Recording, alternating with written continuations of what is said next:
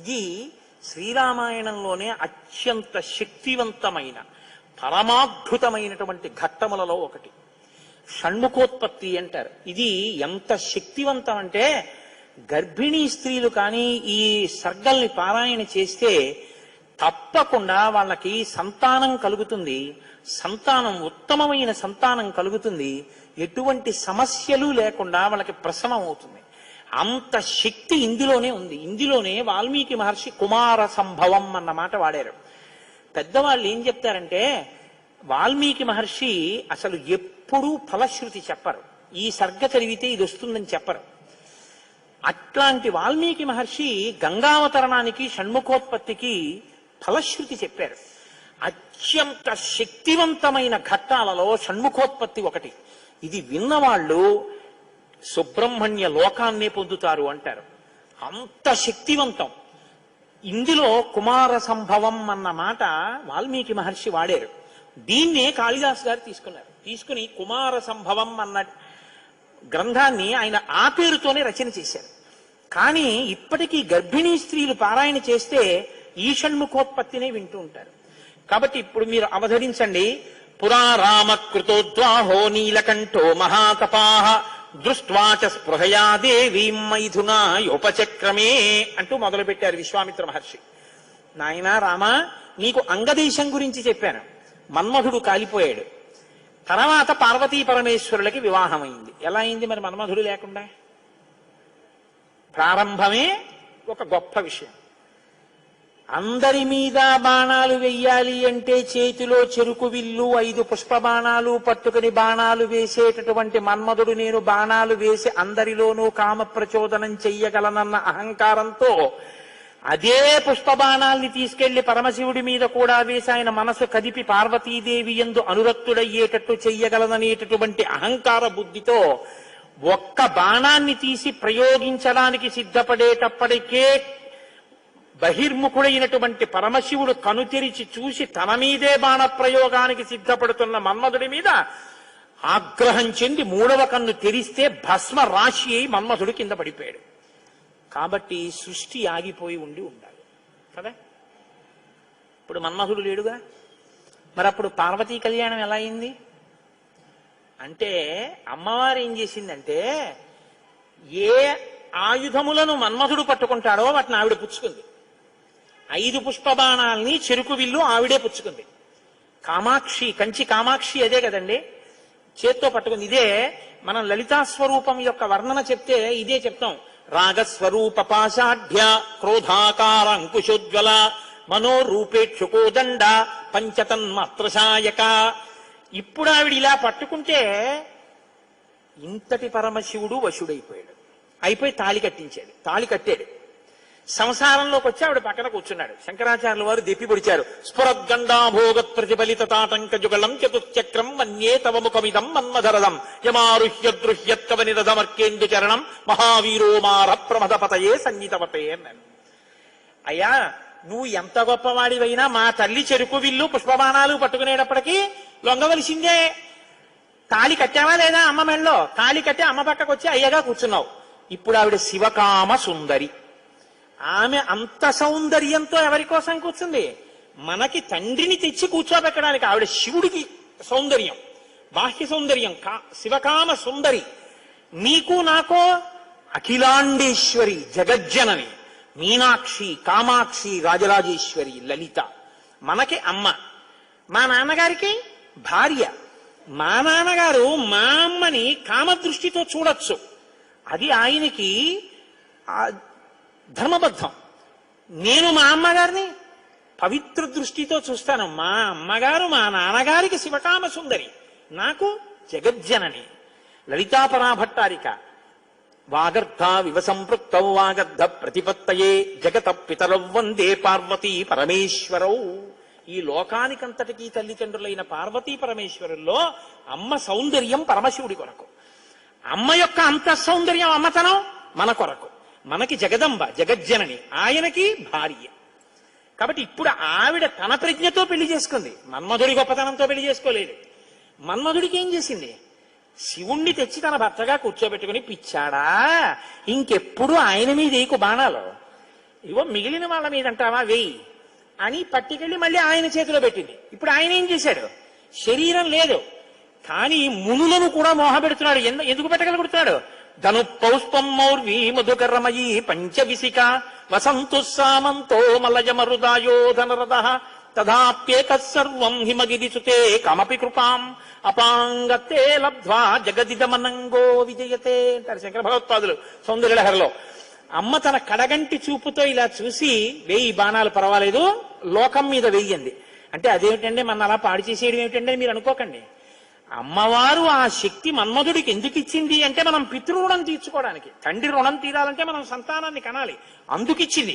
అంతేగాని అమ్మవారు మన్మధుడికి బాణాలు ఇచ్చిందండి నేను పాడైపోయానండి అని చెప్పడానికి నీకు ఇవ్వలేదు. నీకు ధర్మపత్ని ధర్మేచ అర్ధేచ కామేచ నాతిచరామి అని పుచ్చుకున్నావు, మరి తగలబడ్డానికి ఎందుగా మంత్రం, ఇంకా ఎందుక ప్రతిజ్ఞ, ఇంకా విచ్చలవిడితనంతో ఆబూతి తిరిగినట్టు తిరగమని కాదుగా నిన్ను లోకంలో సృష్టించింది అమ్మవారు.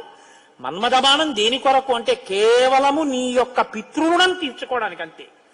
కాబట్టి ఇప్పుడు వివాహమైనటువంటి పార్వతీ పరమేశ్వరులు ఏకాంతంలో విహరిస్తున్నారు. పురారామకృతోద్వాహో నీలకంఠో మహాతపాః దృష్ట్వా చ స్పృహయా దేవీం మైథునాయోపచక్రమే. వాళ్ళిద్దరూ అలా క్రీడించడం మొదలుపెట్టి 100 దివ్య సంవత్సరాలు పూర్తయిపోయాయి. వాళ్ళిద్దరూ ఏకాంతంలోంచి బయటికి రాలేదు, వాళ్ళకి బిడ్డ పుట్టలేదు. దేవతలందరూ కలుసుకున్నారు. పార్వతీ పరమేశ్వరులు ఇద్దరూ కనపట్టలేదంటే కొత్తగా పెళ్ళయింది కదా, 100 దివ్య సంవత్సరాల నుంచి విహారం చేస్తున్నారు. ఒక చిత్రమైనటువంటి ఆలోచన వచ్చింది వాళ్ళకి.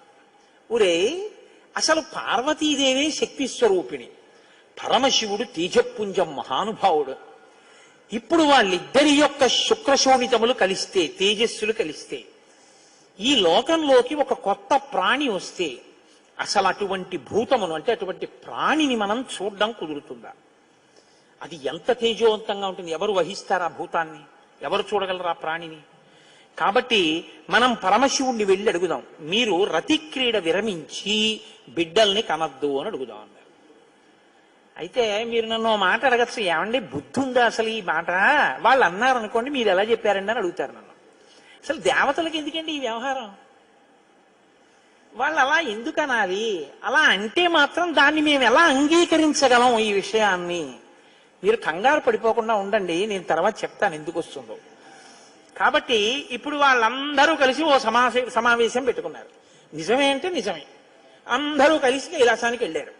బయట నించుని పెద్ద కేకేశారు. ఏమని? దేవదేవ మహాదేవ లోకస్యాస్య హితేరత. ఓ దేవదేవ మహాదేవ, లోకములకంతటికి రక్షించవలసిన వాడా అని కేకేశారు. వీళ్ళకి ఏం ఉపద్రవం వచ్చిందో ఆయన బయటకు వచ్చారు. ఆయన్ని చూడగానే వీళ్ళందరూ నేల మీద పడి నమస్కారం చేశారు.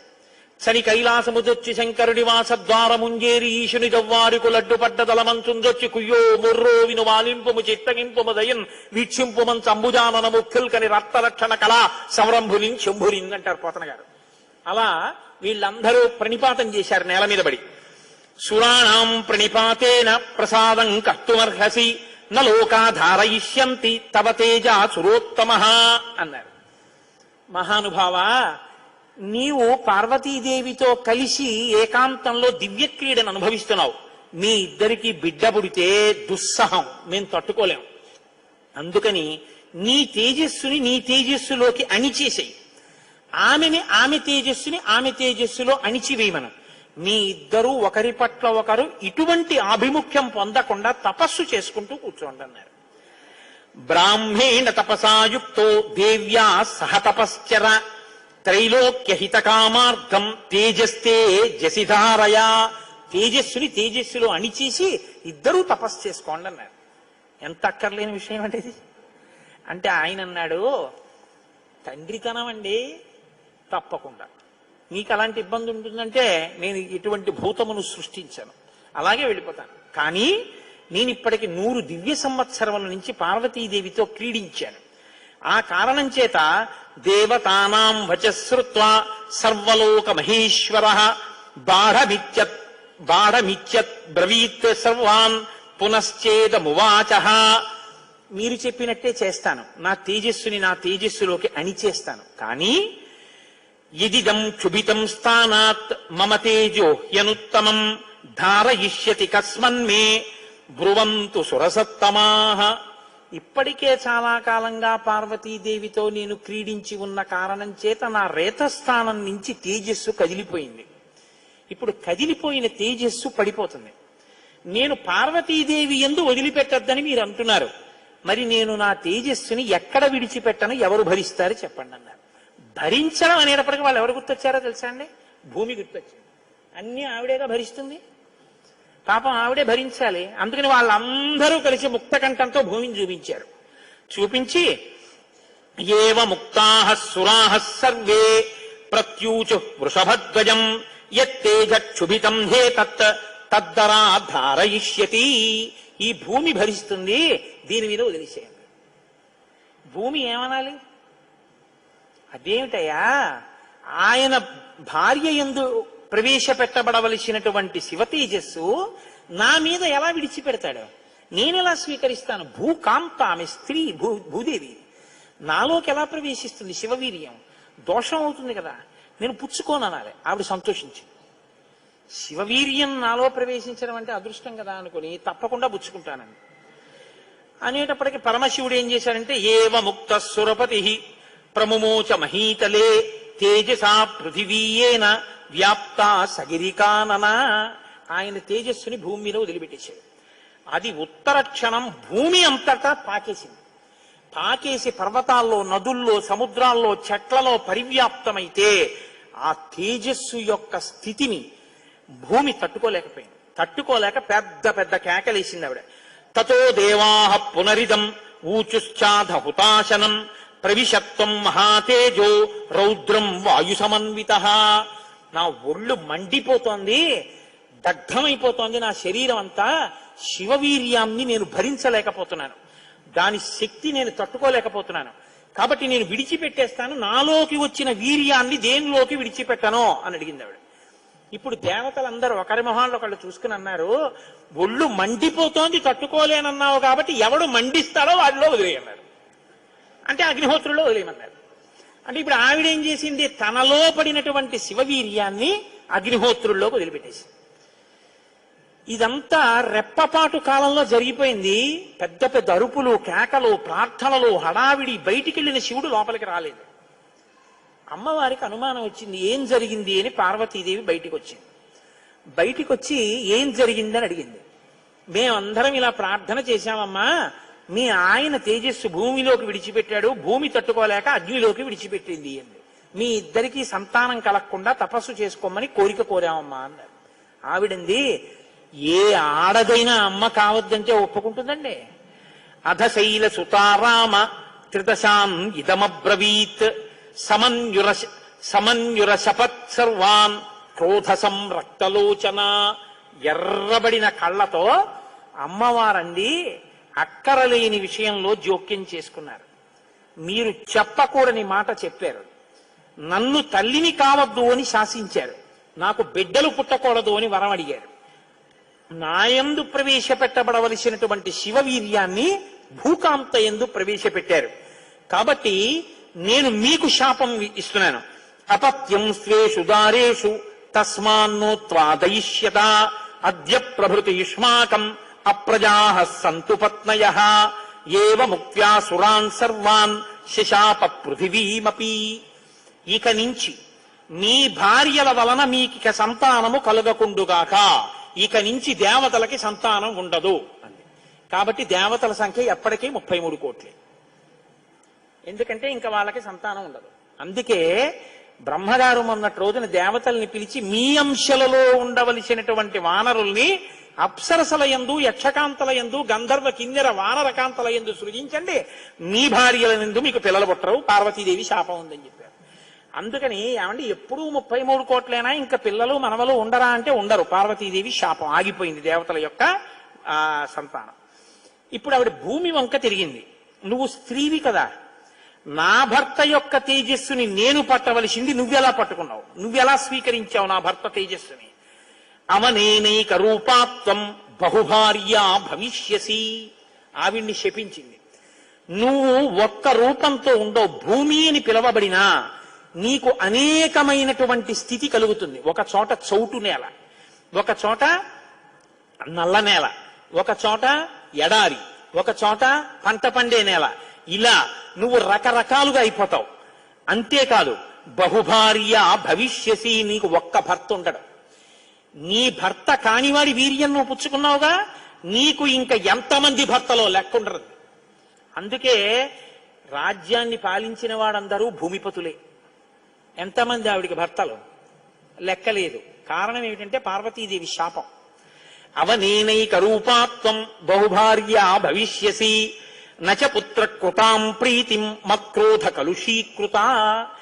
ఏ ఆడదైనా కోరుకునేది ఏమిటంటే భర్త వలన కొడుకుని కనాలి, ఆ కొడుకు పేరు ప్రఖ్యాతులు తేవాలి, తల్లి సంతోషించేటట్టు ప్రవర్తించాలని కోరుకుంటాడు. ఏ తల్లి ఈ లోకంలో ఏ ఒక్కటి సహించదో అది నీ యందు నిజమగుగాక. ఏ తల్లి అయినా ఏది సహించలేదు, ఎంత తప్పైనా సహిస్తుంది. కానీ అమ్మ వంక ఆడదాన్ని చూసినట్టు చూశాడు అనుకోండి కొడుకు, అమ్మ మాత్రం ఒక్కనాటికి క్షమించదు. ఇంకా అమ్మలో ఆడతనాన్ని చూడకూడదు. ఇంకంతకన్నా పవిత్రంగా మాట్లాడడం కష్టం, ఇంకంతకన్నా నేను దిగి మాట్లాడను. కాబట్టి అమ్మతనాన్నే చూడాలంటే కొడుకు. కానీ నీ విషయంలో ఏమవుతుందో తెలుసా, నీ కొడుకులందరూ నీకు భర్తలవుతారు. అందుకే భూమిపతి పతే, ఆయన తర్వాత ఆయన కొడుకు, ఆయన భూమిపతే. ఎంత దారుణం అండి అది. ఒక ఆయన పరిపాలిస్తున్నాడు, ఆయన భూమిపతి, ఆయనకి కొడుకు పుట్టాడు. ఇప్పుడు భూమికి ఆయన ఏమవ్వాలి? కొడుకు. ఆ భూమిపతి వెళ్ళిపోయాడు, ఇప్పుడు ఈయనేమవుతాడు? ఈయన భూమిపతే, తన కొడుకు తనకి భర్త.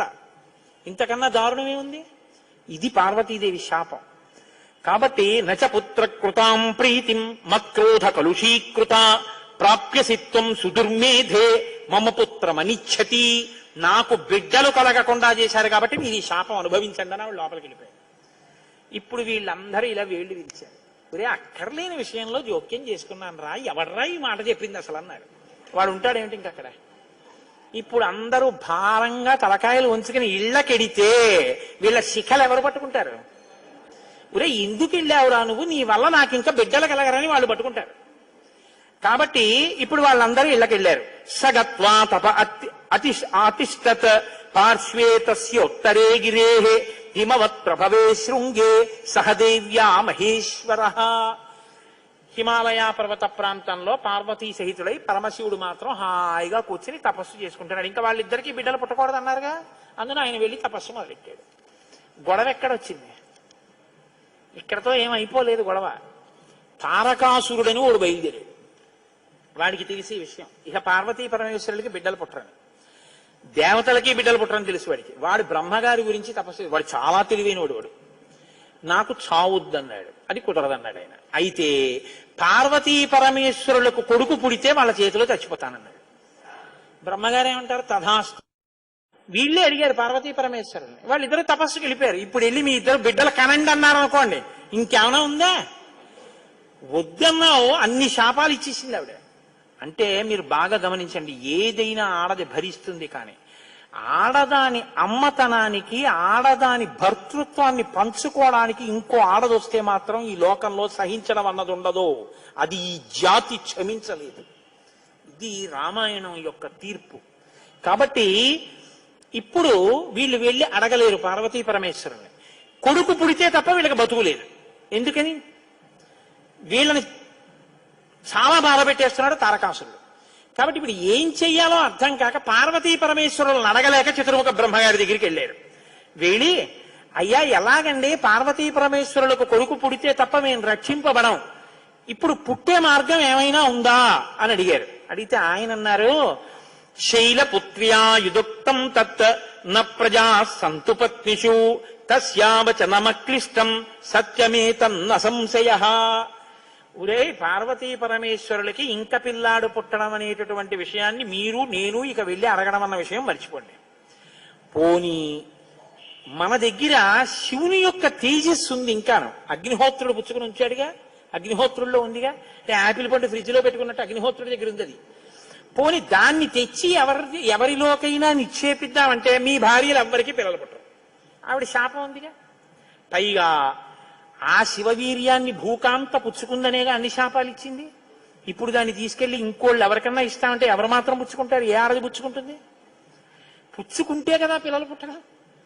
పార్వతీదేవిని వెళ్ళి అడగలేం, పోనీ శివవీర్యం ఉందని ఇంకో స్త్రీలో ప్రవేశపెట్టలేం. ఎలా ఆలోచించి ఆయన తక్కువడండి చతుర్ముఖ బ్రహ్మగారు అంటే. నేను అందుకే బ్రహ్మ నన్ను బ్రహ్మగారు అంటుంటాను. ఆయన సలహా లేకపోతే లోకం లేదు, మన ఉపన్యాసమే లేదు. ఆయన అన్నారు, ఇయమాకాశగా గంగా యస్యాం పుత్రం హుతాశన జనయిష్యతి దేవానాం సేనాపతి మరిందమం జ్యేష్ఠా శైలేంద్ర దుహిత మానయిష్యతి తత్సుతం ఉమాయాస్తబ్బహుత హుమతం భవిష్యతి న సంశయః. ఉమాయాస్తబ్ద హుమతం భవిష్యతి న సంశయః. హిమవత్ పర్వతం ఉందే, హిమవంతుడు, ఆయనకి 2 బిడ్డలున్నారు. పెద్దమ్మాయి పేరు గంగ, రెండో అమ్మాయి పార్వతి. పెద్దమ్మాయి దేవతా స్త్రీలలోకి రాదు, ఆ అమ్మాయి స్వర్గలోకంలో ప్రవహిస్తోంది. ఇప్పుడు తనకి బిడ్డలు పుట్టలేదన్న బాధ ఎప్పుడు పోతుందంటే, తన భర్త యొక్క వీర్యం తన అక్కగారిలోకి ప్రవేశించి బిడ్డ పుడితే తన అక్క కొడుకు తన కొడుకేగా. అందుకుని కొంచెం మనసు కుదుటపరుచుకుని పోన్లే బిడ్డ పుట్టాడని సంతోషిస్తుంది.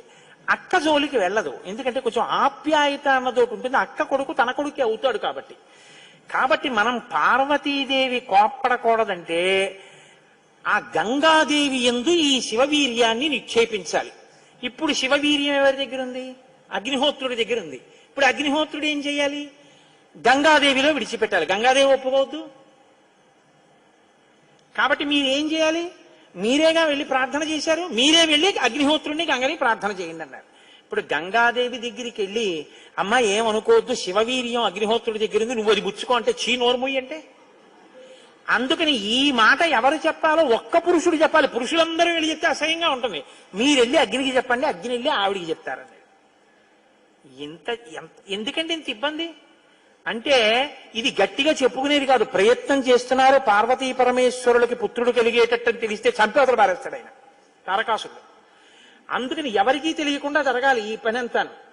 ఇప్పుడు వీళ్ళందరూ కలిసి అగ్నిహోత్రుడి దగ్గరికి వెళ్ళారు. అయ్యా ఎంత గొప్ప సలహా చెప్పావు, ఏదో ఓ కారు చీకటిలో కాంతిరేఖ, కఠినమైన సక్షానికి సూక్ష్మమైన రంధ్రం దొరికాయి, ఇక మేము అల్లుకుంటాం కథ అన్నారు. తచ్చుత్వా వచనం తస్య కృతార్థ రఘునందన ప్రణిపత్య సురాः సర్వే పితామహం అపూజయన్. బ్రహ్మగారికి పూజ చేసి నమస్కారం చేసి బయలుదేరి అగ్నిహోత్రుడి దగ్గరికి వెళ్ళారు. వెళ్ళి ఆయనతో అన్నారు, దేవ కార్యమిదం దేవ. ఇప్పుడు మాట్లాడడం కొంచెం జాగ్రత్తగా మాట్లాడడం మొదలెట్టారు. ఇది దేవకార్యం, ఏదో మేము సరదాగా నువ్వు పట్టుకెళ్ళి అక్కడ విడిచిపెట్టు ఇలాంటి మాటలు చెప్పడానికి రాలేదు. నీకు పిల్లలు పుడితే నాకెందుకు, పుట్టకపోతే నాకెందుకు, ఇలాంటి వాటిల్లో ఇక మేము జోక్యం చేసుకోం, బుద్ధి వచ్చింది మాకు. కాకపోతే ఇది దేవకార్యం. ఇప్పుడు ఈ పిల్లాడు పుట్టకపోతే వీపులు పగిలిపోతున్నాయి తారకాసురుడి వల్ల, అందుకని పుట్టాలి పిల్లాడు. కాబట్టి సంవిధత్సహుతాశన శైలపుత్ర్యాం మహాతేజో గంగాయాం తేజవుత్సృజ. నీలో ఉన్న శివ తేజస్సుని పట్టుకెళ్లి గంగలో విడిచిపెట్టు. గంగ పుచ్చుకుంటే, గంగకి కొడుకు పుడితే ఆ పిల్లవాడు పార్వతీ పరమేశ్వర పుత్రుడి కిందకు వస్తాడు. ఎందుకంటే పార్వతీదేవి అంగీకరిస్తుంది కాబట్టి. ఆ పిల్లవాడికి సేనానాయకత్వం ఇద్దాం, వాడు సేనాధిపతి అయితే వాడి చేతిలో తారకాసురుడు చచ్చిపోతాడు. అందుకని నువ్వు వెళ్ళి గంగను అడిగన్నారు. ఇప్పుడు పుచ్చుకునేటప్పుడు అప్రసన్నమైన మనస్సుతో ఆవిడ పుచ్చుకుంది అనుకోండి, ఇది ఎక్కడ చికాకు వచ్చిందిరా అని. అప్రసన్నమైన మనస్సుతో కానీ అలా పుచ్చుకుంటే తేజోవంతుడైన బిడ్డ సంభవించాడు. కాబట్టి ఆవిడ ప్రసన్నంగా పుచ్చుకోవాలి. అంటే ఆవిడ ప్రసన్నంగా పుచ్చుకోవడానికి యోగ్యమైన రీతిలో ఆవిడికి చెప్పాలి. కాబట్టి ఆయన వెళ్ళి చెప్పాడు అగ్నిహోత్రుడు, గర్భం ధారయ వైదేవి దేవతానాం ఇదం ప్రియం అన్నాడు. అమ్మా నువ్వు గర్భం ధరించాలమ్మా, ఆవిడ కన్య, భర్త లేడు, మరి నువ్వు గర్భం ధరించాలంటే అందావిడే దేవతానాం ఇదం ప్రియం. అమ్మ దేవకార్యం ఇది, అందుకుని నిన్ను అడుగుతున్నాను తప్ప ఇంకో మాట అనుకో కృష్ణ తల్లి. అందుకని ఆవిడ అర్థం చేసుకుంది, ఓహో ఇంతకన్నా ఇప్పుడు లోకాన్ని రక్షించడానికి మార్గం లేదు, కాబట్టి శివ తేజస్సుని నాలోకి తీసుకుంటాను. తస్య తద్వచనం శ్రుత్వా దివ్యం రూపమధారయత్. ప్రసన్నంగా తీసుకుంది అనడానికి గుర్తు దివ్యమైన రూపాన్ని ధరించి శివ తేజస్సుని తనలోకి తీసుకుంది. ఇప్పుడు వీళ్ళ బాగా గమనించండి, సుబ్రహ్మణ్యోత్పత్తి అంటే ఎటువంటిదో తెలుసా అండి? 33 కోట్ల మంది దేవతలు ఇలా ఎదురు చూస్తున్నారు. ఇప్పుడు కాని శివవీర్యం ఎందుకో పనికి రాకుండా పోయిందనుకోండి, గంగ కానీ అయ్యి బాబాయ్ నేను భరించలేకపోతున్నానని వదిలి అవతల పారేసింది అనుకోండి, అంతే. ఇక శివవీర్యం లేదు, ఎందుకంటే ఉన్న శివవీర్యం పాడైపోయింది. కాబట్టి ఇక పుత్రుడు కలగడు. ఇక పుత్రుడు కలగకపోతే ఇక ఎప్పటికీ అసలు దేవతల యొక్క రాజ్యం అన్నది ఇక రాదు, తారకాసురుడే ఉంటాడు. కాబట్టి ఇక మీరు నేను పురాణం చెప్పుకోవడం ఇప్పటికీ ఉండదు, ఆయనే పరిపాలిస్తుంటాడు కదా. కాబట్టి ఇప్పుడు ఆ గంగ వల్ల బిడ్డ పుట్టాలి. వీళ్ళందరూ ఉత్కంఠతో ఎదురు చూస్తున్నారు. గంగ గర్భం ధరించి బిడ్డని కంటుందా? ఇది ఇంత చల్లటి గంగమ్మలోకి శివవీర్యం వెళ్ళింది. వెళ్ళగానే ఆవిడ ఇప్పుడు పెద్ద కేకేసింది, అయ్య బాబోయ్ ఈ శివవీర్యం యొక్క వేడికి నా నీరు ఉడికిపోతోంది, నేను భరించలేకపోతున్నాను, దీన్ని వదిలేస్తున్నాను. ఎక్కడ వదిలేదని వీళ్ళందరూ నీరసపడిపోయారు. అయ్యయ్యయ్యయ్యో మన ప్రణాళిక పోయింది అనేటప్పటికి తస్య తద్వచనం శ్రుత్వా దివ్యం రూపమధారయత్ దృష్ట్వా తన్మహిమానం. ఆ తర్వాత సమంతతస్తదా దేవీం అభ్యసించిత పావకః సర్వశ్రోతాంసి పూర్ణాని గంగాయా రఘునందన తమువాచ తతో గంగా సర్వతే దేవ పురోహితం అశక్తాధారణే దేవ తవ తేజస్సముద్భవం దహ్యమానగ్నినా తేన సంప్రవ్యధితతే ససా. ఇప్పుడు నేను ఈ తేజస్సుని ఎక్కడ వదిలిపెట్టేను, నా సర్వాంగములు క్షోభించిపోతున్నాయండి ఆవిడ. అగ్నిహోత్రుడు చూసి అన్నాడు, బిడ్డ పుట్టాడో లేదో తరువాతి మాట, ముందసలు నువ్వు కలత పడిపోతున్నావు, నువ్వు తట్టుకోలేవు. కాబట్టి అధాబ్రవీదిదం గంగాం సర్వదేవ హుతాశనః ఇహ హైమవతే పాదే గర్భోయం సన్నివేశ్యతాం. అదిగో ఆ హిమాలయ పర్వత ప్రాంతముల యొక్క పాదముల యందు తీసుకెళ్లి నీలో ఉన్నటువంటి శివ తేజస్సుని విడిచిపెట్టేసేయాలి. గంగ తనలో ఉన్న శివ తేజస్సుని తీసుకెళ్లి హిమాలయ పర్వత ప్రాంత పాదముల యందు వదిలిపెట్టేసి వదిలిపెట్టేసేటప్పటికి అది వెళ్ళి రెల్లు దుబ్బుల్లో పడిపోయింది, గడ్డిలో పడిపోయింది. ఇప్పుడు అందులోంచి ఒక్కసారి కాంతి కనపడింది వాళ్ళకి. పిల్లాడేమైనా వచ్చారా? వాళ్ళకి పిల్లాడు కావాలి. ఇప్పుడు వాళ్ళు చూస్తే సర్వం పర్వత సన్నద్ధం సవర్ణమభవద్వనం జాత రూపమితి ఖ్యాతం తదా ప్రభృతి రాఘవ సువర్ణం పురుష వ్యాఘ్ర హుతాసన సమప్రభం తృణవృక్షలతాగుల్వం సర్వం భవతి కాంచనం. ఆ శివవీర్యంలోంచి ఆ తేజస్సులోంచి అగ్ని ఎటువంటి కాంతితో ఉంటాడో అటువంటి కాంతితో మొట్టమొదట బంగారం పుట్టింది లోకంలో. బంగారం శివవీర్యం, అందుకే బంగారానికి శివవీర్యం అని పేరు. బంగారం పుట్టి బంగారంతో అక్కడ ఉన్నటువంటి తృణవృక్ష లతాగుల్మం సర్వం భవతి కాంచన, ఆ గడ్డి చెట్లు అన్ని బంగారు రంగులో మెరిసిపోయాయి ఒక్కసారి. తర్వాత వెండి పుట్టింది. ఆ వెండిని చూశారు, తెల్లగా ఉంది వెండి. అయిపోయింది. ఆ తర్వాత ఇంకా మిగిలినటువంటి క్షారంలోంచి రాగి ఇనుము పుట్టాయి. మిగిలిపోయినటువంటి మలంలోంచి తగరము సీసము పుట్టాయి. తప్ప పిల్లవాడు మాత్రం కనపడలేదు. అయిపోయింది మన ప్రణాళికంతా, పిల్లవాడు పుట్టలేదు అని దిగాలు ముఖాలు వేసుకుని ఆ పైనుంచి చూస్తున్నారు. ఆ రెల్లు దుబ్బుల్లో రాత్రివేళ తెల్లగా మెరుస్తాయే రెల్లు దుబ్బులు, ఆ రెల్లు దుబ్బుల్లోంచి తదగ్నినా పునర్వ్యాప్తం సంజాత శ్వేత పర్వత దివ్యం శరవణం చైవ పావకాదిత్య సన్నిభం. బ్రహ్మాండమైనటువంటి కాంతులు మెరిసిపోతుండగా 6 ముఖాలతో అద్భుతమైన సౌందర్యంతో ఒక పిల్లవాడు పుట్టి పాల కోసం ఏడ్చాడు. అమ్మయ్య పుట్టాడు రా పిల్లాడు, శివపుత్రుడు జన్మించాడు, మన బాధలు తీరాయని వాళ్ళందరూ పొంగిపోయారు. షష్ఠి 6 ముఖాలతో షణ్ముఖుడై పుట్టాడు. ఆ పుట్టినటువంటి వాడు కూడా మహానుభావుడు 6 ముఖాలతో పుట్టాడు కాబట్టి షణ్ముఖుడు. పుట్టిన పిల్లాడికి పాలివ్వాలి, ఆ కృత్తికల్ని పిలిచి మీరు పాలివ్వండి అన్నారు.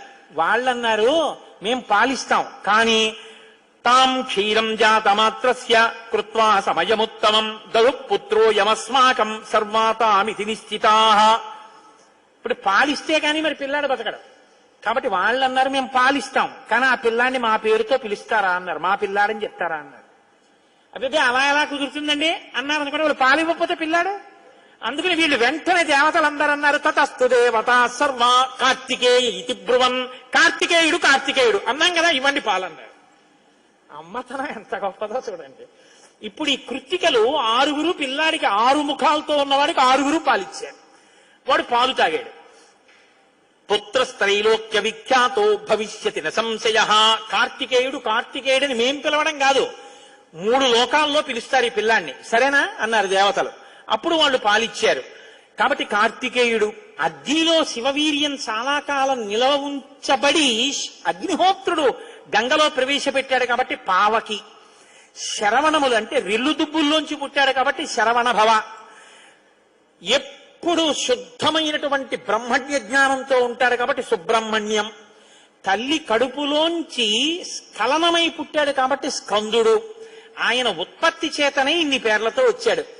ఏమండే మీరు ఇంత గొప్పగా ఏదో పాపం నోరు కొట్టుకు చెప్పారు, కానీ మాకు అసలు అనుమానం మాత్రం అలా ఉండిపోయింది, మీరు మంగళం చెప్దాం అనుకుంటున్నారేమో. అలా అనత్సా దేవతలు, అలా అడగడం వల్ల కదా ఇంత కథ వచ్చింది. అలా ఎందుకు అడగాలి అసలు అంటే, మహానుభావుడు శంకర భగవత్పాదాచార్య స్వామి వారు బ్రహ్మసూత్రాలకి చేసినటువంటి వ్యాఖ్యానంలో ఒక చోట ఉదహరించారట దీని గురించి. దాని గురించి అసలు ఇలా ఎలా జరిగిందని కంచికామకోటి పీఠాధిపతులు చంద్రశేఖరేంద్ర సరస్వతి స్వామి వారు ఎంతమంది పౌరాణికులను అడిగారట. ఆఖరికి ఒక ఆయన దీని మీద పరిశోధన చేసి త్రిపురా రహస్యంలో ఉన్నటువంటి మంత్రాల యొక్క వ్యాఖ్యానంలో దీని అసలు వృత్తాంతం ఎక్కడుందో పరమాచార్య స్వామి వారికి తీసుకొచ్చి చెప్పారు. త్రిపురా రహస్యంలో ఉంది దీని రహస్యం, అక్కడి నుంచి అనుసంధానం చేయాలి దాన్ని. సనత్కుమారుడు అని ఒక ఆయన, బ్రహ్మమానసపుత్రుడు, ఆయన పుట్టుక చేత మహాజ్ఞాని. అటువంటి పిల్లవాడు ఆయన ఎప్పుడూ తనలో తాను బ్రహ్మజ్ఞానంలో రమిస్తూ ఉండేవాడు. ఆయన ఒక రోజు రాత్రి నిద్రపోవడం అంటే గుర్తుపెట్టుకోండి, బ్రహ్మవేత్త నిద్రకి కూడా ఆయన సాక్షి. అటువంటి ఆయనకి కల వచ్చిందంటే అవస్థ ఏర్పడింది, స్వప్నావస్థ. ఆ కల్లో తాను రాక్షస సైన్యాల మీద యుద్ధం చేస్తున్నట్టు కలొచ్చింది. ఆయన తెల్లబోయి, ఇదేమి నాకు కల రావడం ఏమిటి, కల రావడం అంటే మనసులో ఏదో కోరిక ఉంది, ఆ కోరిక కల్లో కనపడింది, స్వప్నావస్థలోకి వెళ్ళాను, ఇది దోషం కదా, నాకు అలా ఎందుకు జరిగిందని తండ్రి చతుర్ముఖ బ్రహ్మగారి దగ్గరికి వెళ్ళారు.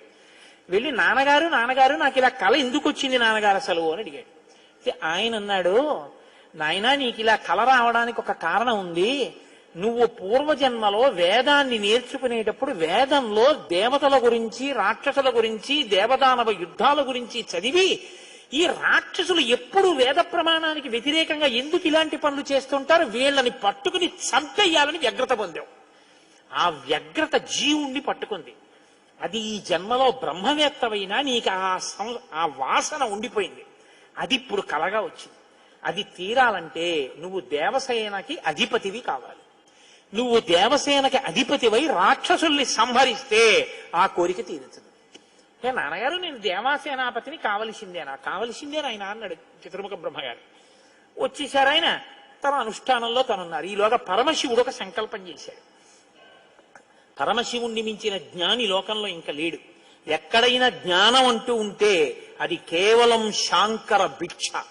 పరమశివుడి యొక్క భిక్షయే జ్ఞానం. అందుకే ఆయన్ని ఈశాన సర్వ విద్యానాం ఈశ్వర సర్వభూతానాం బ్రహ్మాధిపతిర్బ్రహ్మణోధిపతిర్బ్రహ్మా శివో మే అస్తు సదాశివోం మంగళములకు మంగళం నా తండ్రి. అంతటి మహాజ్ఞాని శంకరుడంటే. ఆయన దగ్గర నుంచే వెళ్ళాలి జ్ఞాన గంగ. కాబట్టి పరమశివుడికి ఒకప్పుడు కోరిక పుట్టిందిట, నేనిప్పటిదాకా అన్ని విషయాలు చెప్పడం కానీ నేను ఓడిపోయిందన్నది లేదు ఎవరి దగ్గర. ఓడిపోవడం అంటే బయట వాళ్ళ దగ్గర ఓడిపోతే బాగుండదుగా. ఓడిపోవడం అనేటటువంటిది కూడా మనిషి జీవితంలో సన్మానంగా ఎప్పుడు మారుతుంది? పుత్రా విచ్ఛేత్ పరాజయం. తన కొడుకు చేతిలో తాను ఓడిపోవాలి. తన కొడుకు చేతిలో తాను ఓడిపోవడం అంటే, ఉరే నేను ఈ శ్లోకానికి ఈ అర్థం ఇన్ని మాటలు చెప్పాను కానీ నా కొడుకు వచ్చి అకస్మాత్తుగా నాన్నగారు ఈ శ్లోకానికి ఈ అర్థం ఇలా కూడా వస్తుంది కదా అంటే నాకు ఎప్పుడూ రాలేదు ఈ ఆలోచన. ఎంత గొప్ప అర్థం చెప్పాడురా, ఇలా చూస్తే అసలు మొత్తం కథ మారిపోయింది. వీడికి ఎంత గొప్ప ఆలోచన వచ్చిందని నా కొడుకు ప్రజ్ఞ ముందు నేను తల వంచితే అది నాకు సన్మానం లాంటి ఓటమి. అలాంటి కొడుకు నా కడుపున పుడతాడా అనుకున్నట్ట పరమశివుడు కూడా ఒకనకొకప్పుడు.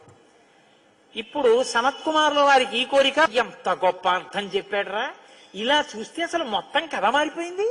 వీడికి ఎంత గొప్ప ఆలోచన వచ్చిందని నా కొడుకు ప్రజ్ఞ ముందు నేను తల వంచితే అది నాకు సన్మానం లాంటి ఓటమి.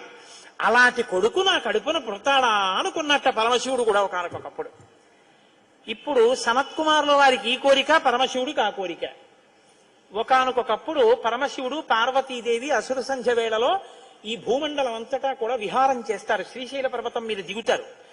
భాగవతంలో చతుర్థ స్కందం అనుకుంటా, అందులో చెప్తారు దీని గురించి. వాళ్ళిద్దరూ విహారం చేస్తుంటే సనత్కుమారుడు కనబడ్డారు. కనపడితే వాళ్ళకి ముచ్చటేసింది. బ్రహ్మవేత్త మహానుభావుడు బ్రహ్మజ్ఞాని, పలకరిద్దామని వృషభవాహనం మీద కిందికి దిగి దగ్గరికి వెళ్ళారు. ఆయన ఇలా చూశారు. చూసి తన పంతాన్ని చేసుకుంటున్నారు. ఇద్దరు అలా నిలబడ్డారు. ఆయన ఏం పలకరించలేదు. పలకరించకపోతే పరమశివుడు అన్నాడు, ఏమయ్యా, లోపల సంతోషించాడు ఇది బ్రహ్మవేత్త అంటే. ఏమయ్యా, ఇంతసేపటి నుంచి నించున్నావు, కనీసం నువ్వు పలకరించలేదు మమ్మల్ని అన్నారు. ఏంటి నువ్వు కొత్తగా కనపడ్డావు ఏమిటి? నాకు లోకమంతా నువ్వు తప్ప ఇంకోటి కనపడితేగా. నువ్వే కనపడుతున్నది, బ్రహ్మవేత్తకి ఏం కనపడుతుందండి? విశ్వం కనపడదు, విశ్వనాథుడు కనపడతాడు. లోకం కనపడదు, లోకేశ్వరుడు కనపడతాడు. కాబట్టి నాకు కనపడుతున్నదే నువ్వు, ఇవాళ కొత్తగా కనపడ్డావు ఏమిటి? నాకు ఎప్పుడు నువ్వేగా కనపడదు, కొత్తదనం ఏముంది, అందుకని అలా కూర్చున్నాను అన్నాడు. లేచి నిలబడి మాట్లాడకుండా అలా మాట్లాడితే శపిస్తాను తెలుసా అన్నాడు. శపిస్తే ఏమవుతుంది స్వామి? దేహానికి ఏమైనా బాధ కలుగుతుంది. అది నేనైతేగా, నేను ఆత్మని. ఆత్మకి శాపం ఏముంటుంది? ఆత్మయే నేను, నేనే నువ్వు, ఉన్నది ఒక్కటే, దానికి శాపం లేదు స్వామి, అందులో నా భయం లేదన్నారు. ఓహో, ఏమి ద్వంద్వాతీతుడవరా మహానుభావ, ఇది బ్రహ్మజ్ఞాని అంటే. కాబట్టి నిన్ను చూసి నేను మురిసిపోతున్నాను, నీకేదైనా వరం ఇస్తాను పుచ్చుకో అన్నారు. ఆయన అన్నారు, వరం ఇస్తావా? మళ్ళీ ఇదో మోహం, వరం ఇవ్వడం శాపం ఇవ్వడం ఏమిటి ద్వంద్వాలు? నాకేం అక్కర్లేదు, నీకేమైనా కావాలా నేను ఇస్తానన్నారు. అంటే పరమశివుడు అన్నాడు, ఈ మాట నీతో అనిపించడం కోసమే ఇంతసేపు నించున్నాడు. నీలాంటి కొడుకు కావాలి, నువ్వు నాకు కొడుకు అవుతావా అన్నారు. అంటే సనత్కుమారుడు అన్నాడు, నీకే కొడుకునవుతానన్నాడు. అంటే పార్వతీదేవి అంది, ఏది అకేంత దీర్ఘం ఇస్తున్నావు? నీకే కొడుకునవుతానంటా ఏంటి? నీకే కొడుకునంటే నాకు కొడుకువే అంది. అదొక్కటి అడక్కమ్మా అన్నాడు. అదేమయ్యా, అదేమిటి, నీలాంటి కొడుకు పుడుతుంటే నా కడుపున పుట్టకపోవడం ఏమిటి? అమ్మా, ఎంత పార్వతీదేవివైనా తల్లి, నేను ఒక కడుపున పుట్టడం అంటే అమ్మా, తల కింద పెట్టి కాళ్ళు పైకి పెట్టి 9 నెలలు అమ్మ కడుపులో పడుకుని యోని ద్వారంలోంచి బయటికి రాలేనమ్మా. శివకుమారుడిగా పుడతాను, నీకు కుమారుణ్ణే తప్ప అమ్మా నీ కడుపున మాత్రం పుట్టనన్నా. అంటే ఆవిడ చిన్న బుచ్చుకుంది. అయ్యయ్యో, నేను కూడా కలిసి అడగకపోవడం వల్ల వచ్చింది. కానీ నా కోరిక నువ్వు ఇంకొకలా తీర్చాలంది ఆవిడ. ఎలా తీర్చనమ్మా అని అడిగారు. నేను ఒకానొకప్పుడు పరమశివుడు భస్మాసురుడు పరమశివుడి గురించి తపస్సు చేసి వరములు పొందాడు. నేను ఎవరి తల మీద చెయ్యి పెడితే ఆయన భస్మం అయిపోవాలని పరమశివుడు వరం ఇచ్చాడు. నీ మీదే పరీక్ష చేస్తానని పరమశివుడు వెంటబడ్డాడు. పరమశివుడు ఏదో ఒక హేళ, ఆయన ఒక చాలా విచిత్రంగా ప్రవర్తిస్తూ ఉంటాడు. లోకానికి ఒక పాఠం చెప్పడం కోసం వస్తామండి, చేతకాని వాడయ్యని మీరు అనుకోకూడదు. ఇప్పుడు నేను మళ్ళీ శివమహాపురాణానికి అంతటికి వ్యాఖ్యానం ఎక్కడ చేయను? కాబట్టి ఆయన పరిగెడుతున్నట్టు నటించాడు. ఆయన పరిగెడుతున్నట్టు నటిస్తే నేను వెంటబడి చంపితే బాగుండదు. భర్త పరిగెడుతున్నట్టుంటే నే కాసేపు కనపడకుండా ఉంటే పోతుందని ఆవిడేం చేసిందంటే తన శరీరాన్ని నీటిగా మార్చి ఒక సరోవరం కింద మారిపోయింది. అదే శరవణ తటాకం. ఆ శరవణ తటాకం హిమవత్ పర్వత ప్రాంతంలో ఉంది. నువ్వు నా కడుపున పుట్టకపోయినా ఆఖరణ పుట్టేటప్పుడు మాత్రం ఆ శరవణ తటాకం దగ్గర నుంచి పుట్టాలి. నీ మంత్రం కూడా ఆ తటాకం నా పేరు మీదే ఉండాలి. అందుకే ఆయన మంత్రం శరవణ భవ సుబ్రహ్మణ్యుడికి. అంటే ఆయన అన్నాడు, అమ్మ తప్పకుండా, అలా నేను పరమశివుని యొక్క తేజస్సు చేత నీ తటాకంలోంచి పుడతాను. పంచభూతాత్మకం పరమశివ లక్షణం కదా.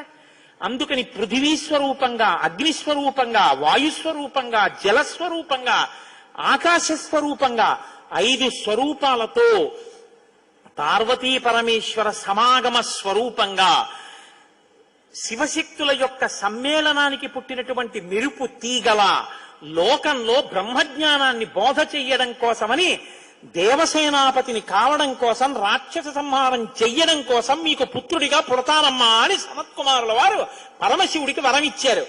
అందుకని ఆ వరం నెరవేరాలంటే పార్వతీ పరమేశ్వర సమాగమం జరిగి పార్వతీదేవిలోకి వెళ్ళకూడదు తేజస్సు. దేవతల సంఖ్య కూడా అనంతంగా పెరిగిపోతే రేపొద్దున్న ఉపాసనలు కష్టం అవుతాయి. అందుకని నాటకీయ సన్నివేశం సృష్టింపబడాలంటే దేవతలు వెళ్లి ప్రార్థన చేయాలి. ప్రార్థన చేసి శివ తేజస్సు భూమి మీద పడాలి, అది అగ్నిహోత్రంలోకి వెళ్ళాలి. ఇది పంచభూతాత్మకమై ఆయన షణ్ముఖ స్వరూపంతో పైకి రావాలి, వచ్చి స్వామి అని పేరు పెట్టుకోవాలి. స్వామి అన్న పేరు కేవలం సుబ్రహ్మణ్యుడిది. మనం వెంకటేశ్వర స్వామి అంటాం, మంచిదే, నేను తప్పని నేను అంటలేదు. కానీ ఒక్క స్వామి అంటే మాత్రం సుబ్రహ్మణ్యుడే. ఎక్కడెక్కడ సుబ్రహ్మణ్యుడి పేరు చెప్తామో, ఎక్కడెక్కడ తలుచుకుంటామో అక్కడక్కడ సంతానమునకు ఏ విధమైన ప్రమాదం రాదు. సుబ్రహ్మణ్యుడికి నమస్కారం చేస్తే కుజగ్రహ దోషం కూడా ఉపశమిస్తుంది. ఎక్కడెక్కడ షణ్ముఖుణ్ణి ఆరాధన చేస్తారో అక్కడ ఐశ్వర్యం పరిడవిల్లుతుంది. పక్కన ఉన్నటువంటి తమిళ దేశం, ద్రవిడ దేశంలో అంత ఐశ్వర్యం వచ్చింది, అన్ని పరిశ్రమలు వచ్చాయంటే కారణం ఏమిటో తెలుసా అండి? సుబ్రహ్మణ్యారాధన. వాళ్ళు విపరీతమైన సుబ్రహ్మణ్యారాధన చేస్తారు. సుబ్రహ్మణ్య ఆరాధనం చేసినా, షణ్ముఖుడికి ప్రదక్షిణం చేసినా, ఆయనకి నమస్కారం చేసినా జ్ఞానము, ఐశ్వర్యము, సంతానము, సంతానమునకు క్షేమము, ఆయువు, ఆరోగ్యము అన్నీ కలుగుతాయి. అంత శక్తివంతమైనటువంటి సర్గ ఈ షణ్ముఖోత్పత్తి సర్గ. అందుకే వాల్మీకి మహర్షి ఎప్పుడూ కూడా అసలు ఫలశ్రుతి చెప్పరు. కానీ ఈ షణ్ముఖోత్పత్తి గురించి చెప్పిన తర్వాత, అందుకే షణ్ముఖుడికి ఉన్న గొప్పతనం ఏమిటో తెలుసా అండి? ఆయనకి ఒక గొప్ప విజయాన్ని సాధించాడు షణ్ముఖుడు ఒక్కడే. శైవ వైష్ణవాలు రెండూ కూడా వియ్యవందేట్టు చేశాడు. శ్రీవల్లి, దేవసేన ఇద్దరు శ్రీ మహావిష్ణువు యొక్క కుమార్తెలు.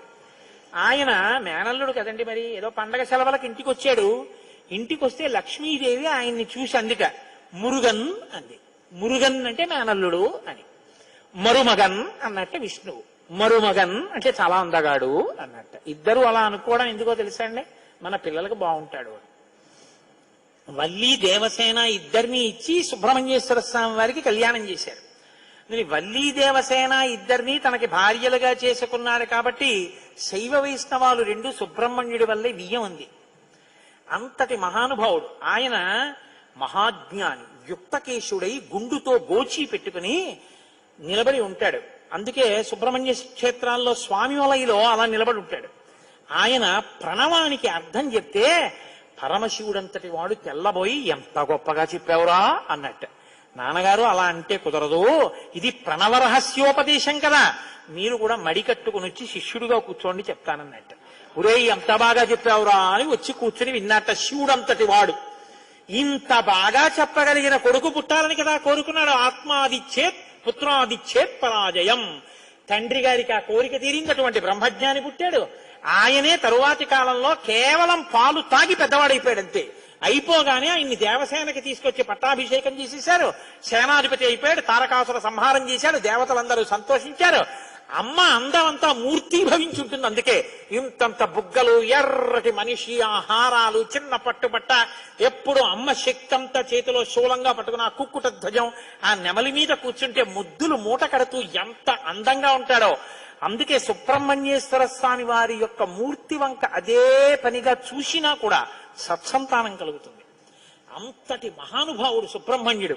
ప్రత్యేకించి ఏ కారణం చేతనైనా గర్భం నిలవక బాధపడుతున్న వాళ్ళు, గర్భిణి అయినప్పటికీ కడుపున ఎటువంటి బిడ్డలు పుడతారో తెలియని వాళ్ళు, వాళ్ళ ఆయుర్దాయం బాగుండాలనుకున్న వాళ్ళు, సంతానం క్షేమంగా వృద్ధిలోకి రావాలనుకున్న వాళ్ళు రామాయణాంతర్గతమైన షణ్ముఖోత్పత్తిని విని తీరాలి. ఇది చెప్పడం కోసమే వాల్మీకి మహర్షి ఫలశ్రుతి చెప్తూ ఓ మాట చెప్పారు. ఏషతే రామ గంగాయ విస్తరోభిహితో మయా కుమార సంభవశ్చైవ ధన్యః పుణ్యస్తథైవ చ. ఎవరు ఈ షణ్ముఖోత్పత్తిని శ్రీరామాయణంలో వింటున్నారో వాళ్ళకి ఎటువంటి చిక్కులు ఉన్నా అన్ని చిక్కులు విడిపోయి అపారమైనటువంటి ధన సమృద్ధి కలుగుతుంది. 2, విశేషమైనటువంటి పుణ్యము స్కందోత్పత్తిని విన్నంత మాత్రం చేత కలుగుతుంది. ఇక్కడే ఆయన కుమార సంభవశ్చైవ అన్న మాట వాడారు. పార్వతీ పరమేశ్వరుల యొక్క కుమారుడు కనుక ఆయనకొక్కడికే కుమారః అన్న నామం. ఆయన భక్తశ్చయ కార్తికేయే కాకుత్స భువిమానవః ఆయుష్మాన్ పుత్ర పౌత్రైశ్చ స్కందసాలోక్యతాం వ్రజేత్. ఎవరు భక్తి శ్రద్ధలతో రామాయణాంతర్గతమైనటువంటి ఈ షణ్ముఖోత్పత్తిని చేతులు కైమోర్చి సుబ్రహ్మణ్యుడికి నమస్కరించి వింటున్నారో అటువంటి వారందరికీ కూడా ఆయుష్మాన్, వాళ్ళకి ఏదైనా అపమృత్యు దోషం జాతకంలో ఉంటే ఆ దోషము ఉపశమించి ఆయుర్దాయం కలుగుతుంది. ఆయుష్మాన్ పుత్ర పౌత్రైశ్చ, వాళ్ళ కొడుకులు మనవలు అందరూ క్షేమంగా ఉంటారు. ఏవైనా దుర్గుణములు అలవడవలసినవి ఉంటే అవి పోయి వాళ్ళు వృద్ధిలోకి వచ్చి వంశానికి గొప్ప కీర్తి తీసుకొస్తారు. ఆయుష్మాన్